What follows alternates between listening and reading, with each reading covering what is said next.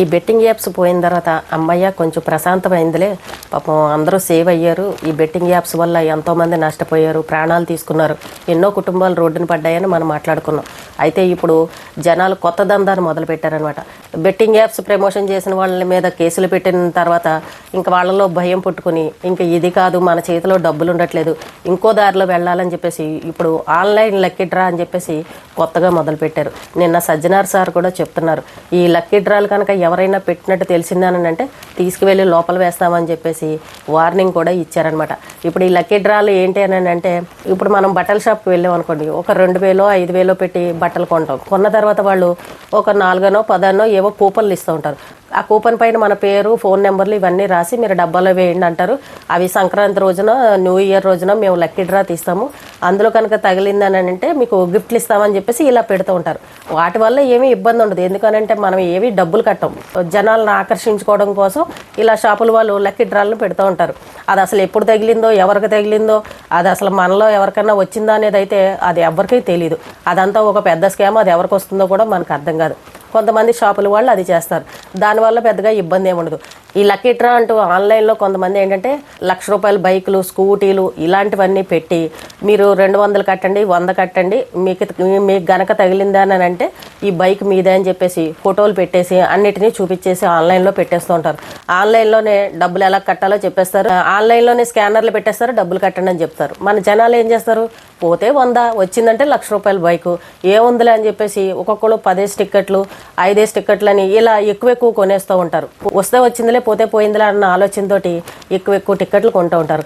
ఇప్పుడు ఒక ₹1,00,000 బైక్ కోసం 10,000 మంది కొన్నారనుకోండి, పైన ఎంతమంది కడితే ఎన్ని డబ్బులు వస్తాయి, దీన్ని ఎవ్వరు కూడా ఆలోచించరు. ప్రతి ఒక్కరు కూడా 100 కదా పోనీ, 200 కదా పోనీ, మనకు వస్తుందేమోనన్న ఆశతోటి ఇలా టికెట్లు కొనేస్తూ ఉంటారు. అది నిజంగా చాలా మోసం. అది దానివల్ల అవతలవాడు ఎంత బాగుపడుతున్నాడో, ఎంత మోసం చేస్తున్నాడో ఎవరూ గమనించలేకపోతారు. ఆ బైకులు అవన్నీ చూపించేవి అసలు సెకండ్ హ్యాండ్ బైకులు అవి పనిచేస్తున్నాయో అసలు అవి ఏంటో కూడా మనకి ఏమీ అర్థం కావు. ఫోటోలు మాత్రం నీట్గా చూపించేస్తూ ఉంటారు. ఇలాంటి మోసాలు మళ్ళీ ఇప్పుడు కొత్తగా తెరపైకి వచ్చాయి. అందరూ జాగ్రత్తగా ఉండండి. ఇలాంటి వాటికి మాత్రం ఎవరు ఆశపడకండి. ఏదో ఊర్లో ఒక రైతు ఇలాగే తన పొలం అమ్ముడవట్లేదని చెప్పేసి ఇలాగే లక్కీ డ్రా పెట్టాడు. ఎకరం పొలం కోసం ఇంతంత కట్టండి అని అనగానే అందరూ ఇలాగే టికెట్లు కొని చక్కగా ఏమో వస్తుందేమోలే మనకు ఒక ఎకరం పొలం అని చెప్పేసి కొన్నారు. అతనికి పొలం రేటు కంటే కూడా ఈ టికెట్ల మీద వచ్చే డబ్బులే ఎక్కువ వచ్చాయి. అతన్ని పోలీసులు పట్టుకున్నారు. ఒక రైతు కాబట్టి ఇది చేయడం తప్పు అని చెప్పేసి అతనికి చెప్పారు. అలాగే మొన్న తెలంగాణలో ఒక అతను చూడండి, ఒక స్థలం అమ్ముడవ్వట్లేదు, ఎన్నో రోజులుగా నేను బేరం పెట్టినా ఎవరూ కొనట్లేదని చెప్పేసి దానికి కూడా లక్కీ డ్రా పెట్టారు. 16 లక్షలు స్థలం ఖరీదైతే టికెట్ 500 లాగా పెట్టాడు. దానికి కూడా 16 లక్షలు వచ్చేలాగా కొన్ని టికెట్లు నమ్మాడు. అది నిజాయితీగా లాటరీ తీసి చక్కగా ఎవరో ఒక చిన్న ఫ్యామిలీకి ఆ లాటరీ తగిలింది. ఆ స్థలాన్ని అతను నిజాయితీగా ఇచ్చాడు. ఆ వీడియో సోషల్ మీడియాలో వైరల్ అయింది. ఇల్లైనా, పొలమైనా, స్థలమైనా, ఏదైనా వస్తువైనా సరే ఎవరు కొనకపోతే ఇలా లక్కీ డ్రా పెట్టామనంటే అంతకు మించి డబ్బులు వస్తాయి కదా అన్న ఆశతోటి ఇప్పుడు ఈ కొత్త దందాలను మొదలు పెట్టారనమాట. ఆన్లైన్లో ఇప్పుడు ఇలాంటి మోసాలు జరుగుతున్నాయి. అందరూ కూడా అత్యాశలకు పోయి 100 200 పోతే పోనీ అని అన్న ఆశతోటి కొన్నారు అని అంటే అవతల వాడు కోటీశ్వరుడు అవుతాడు, మీరు బికారులు అవుతారు. ఈ విషయాలు మాత్రం గుర్తుపెట్టుకోండి. ఎవడో నిజాయితీగా ఇచ్చాడు కదా అని అందరూ ఇస్తారని అనుకోవద్దు. ఈ డబ్బులన్నీ కట్టించుకున్న తర్వాత వాడు అడ్రస్ లేకుండా వెళ్ళిపోతే మీరు ఎవరిని అడుగుతారు? వీళ్ళు కనుక మోసాలు చేశారని అంటే పోలీసులు కూడా ఏమీ చేయలేరని చెప్పేసి ఎన్నోసార్లు వార్నింగ్ ఇచ్చారు. అయినా సరే జనాల్లో మార్పు అనేది రావట్లేదు. ఎంతమంది ఎన్ని మోసాలు జరుగుతున్నాయి చూడండి. అలాగే చీటీలు వేసేవాళ్ళు, కోట్లలో భార్యాభర్తలు చీటీలు వేసి రాత్రికి రాత్రి వెళ్ళిపోయిన వాళ్ళు ఉన్నారు.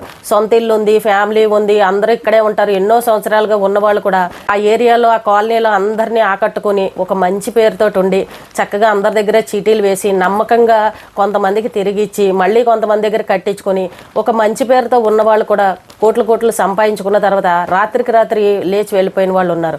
అలాంటి వాళ్ళు ఎంతమందిని చూసామండి. ఎంతమంది పోలీస్ కంప్లైంట్ ఇచ్చారు. పోలీసులు ఎన్నోసార్లు చెప్పారు, మీరు ఇలాంటి చీటీలు అలాంటివి కట్టకండి, ఇవి లీగల్ కాదు, వాళ్ళు వెళ్ళిపోతే ఎవరూ ఏమీ చేయలేరు, మీరు కేసులు పెట్టినా ఉపయోగం ఉండదని చెప్పేసి ఎన్నోసార్లు చెప్పారు. ఇప్పుడు ఈ బెట్టింగ్ యాప్స్ ఆగిపోయిన తర్వాత జనాల చేతిలో డబ్బులు ఎక్కడా లేకపోయేసరికి కొత్తగా మోసాలు చేయడానికి ఈ రకంగా మొదలు పెట్టారనమాట. ఆన్లైన్ లక్కీ డ్రా అంటూ బైకులు, వస్తువుల్ని చూపించి జనాలను మోసం చేస్తున్నారు. ఇప్పుడు మార్పు ఎవరిలో రావాలి?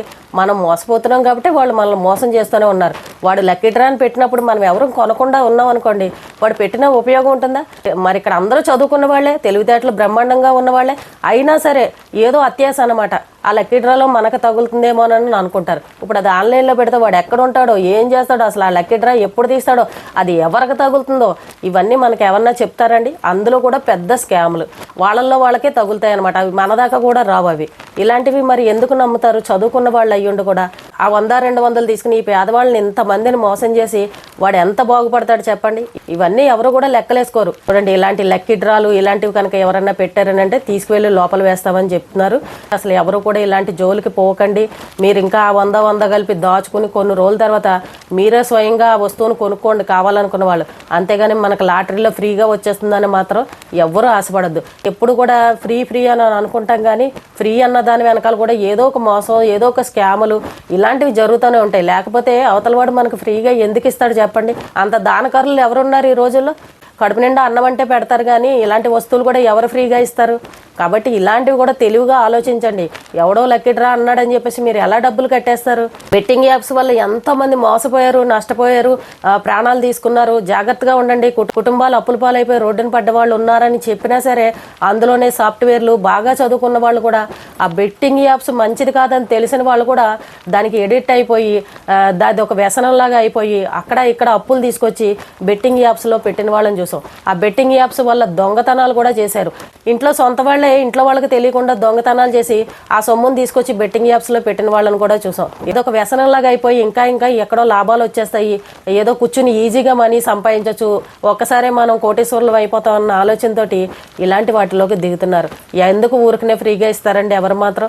ఎప్పుడైనా సరే మనం కష్టపడిన దాంట్లోనే ఆ రూపాయికి విలువ ఉంటుంది, సంతోషం అనేది ఉంటుంది. కానీ ఇలా అక్రమంగా వచ్చినవి, ఒకరిని మోసం చేసి సంపాదించినవి, వాటిలో ఏం ఆనందం ఉంటుంది? కష్టపడిన వాడికే రూపాయి విలువ తెలుస్తుంది. ఇలా అన్యాయంగా సంపాదించిన వాడికి ఆ రూపాయి విలువ తెలియదు.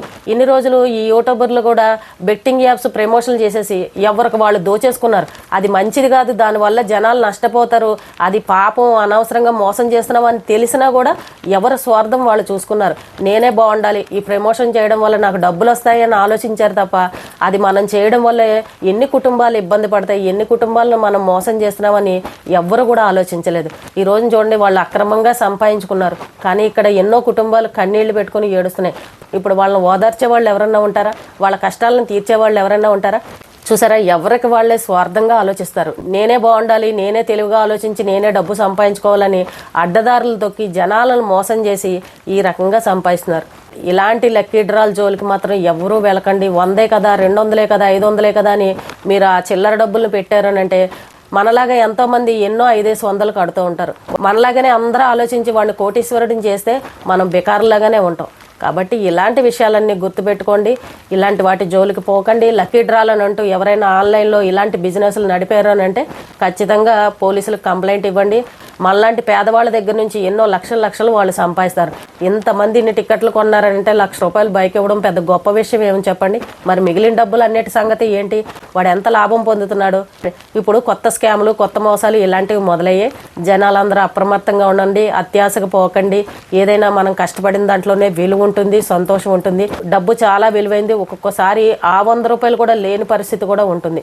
అందరూ చదువుకున్న వాళ్ళే, అందరూ తెలివైన వాళ్ళే. వీడు ఇలా ఎందుకు చేస్తున్నాడని ఒక్కసారి వెనక్కి తిరిగి ఆలోచించండి. తెలివిగా ఆలోచించండి. ఎవరి చేతిలోనూ మోసపోకండి.